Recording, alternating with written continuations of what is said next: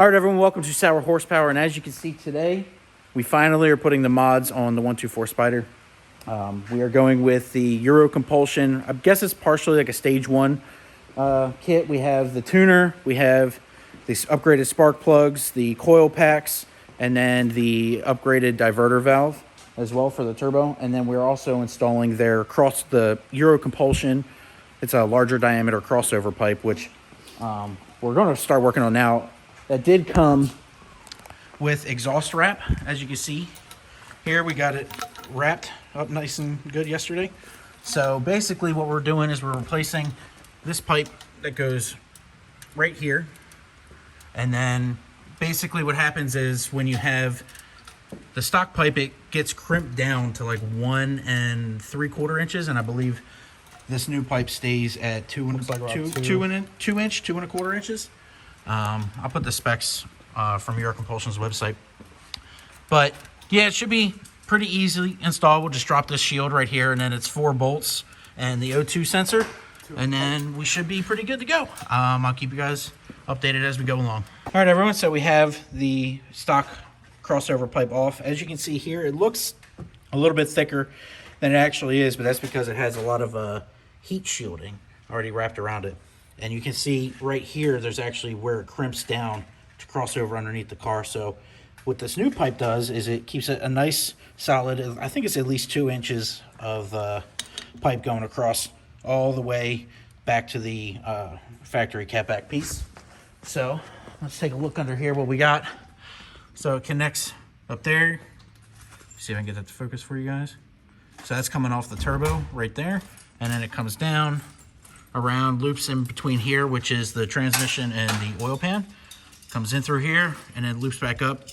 You got to undo this bracket here for the backside of the exhaust, and then connects up to our stock catback. So this is the upgraded Record Monza catback, as you can see there.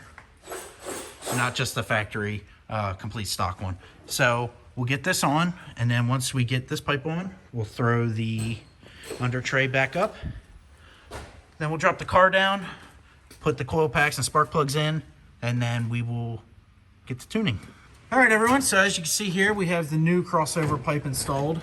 Not a lot of wiggle room here between the bottom of the pipe and the under tray shield here, but fairly easy install. We did have to loosen up this bracket while trying to finagle everything in there.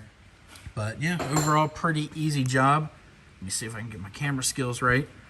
See, we've got the bolts up there. Retain the factory O2 sensor, just bolts in. And everything's all wrapped up, ready to go. We got the under tray back on. And now we're gonna drop the car down, and we are going to be doing these coil packs. These are actually Alfa Romeo Giulia coil packs, I believe. And then we have some spark plugs.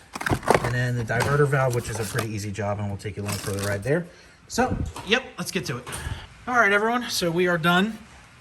As you can see here, we got the GFB diverter valve installed there. I didn't film it because there's plenty of install videos out there on it, but we have that installed. Pretty easy job. New coil packs with spark plugs on. A little bit different, you can tell, is the coil packs actually, the connector comes up a little bit, whereas the stock ones were kind of just flat.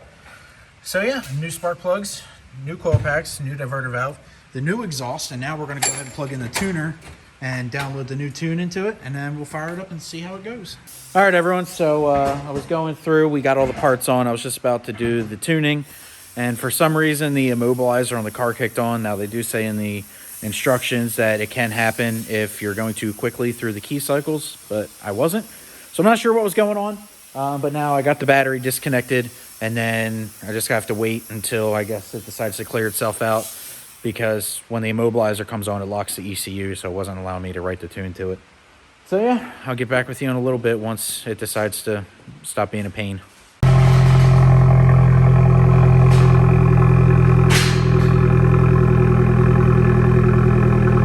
right, everyone, so as you can see, tuning is now complete.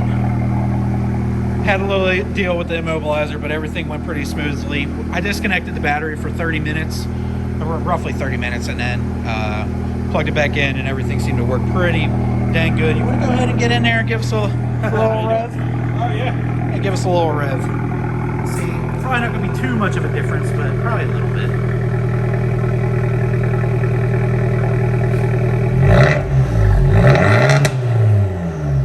There we go. Not too bad. Not too bad at all. Well, thanks again. This is my neighbor. So now we have a neighbor with a nice lift. Might be using it a little bit more often or not, but yeah, everything's been good. Overall, the process was fairly easy. It did take us about 2 hours to get everything installed, minus the little 30-minute hiccup with the immobilizer. But yeah, if you enjoyed this, give us a like, comment below your thoughts on the mods. We're gonna have plenty more videos to come on testing it. I'm gonna hook up the draggy to the car, test 0 to 60 and all that stuff, but as you can see by the weather currently, it's not really conducive to doing any 0 to 60 runs. So that's going to be it for today's video. Catch us out in the next one, and I'll see you guys later. Have a good one.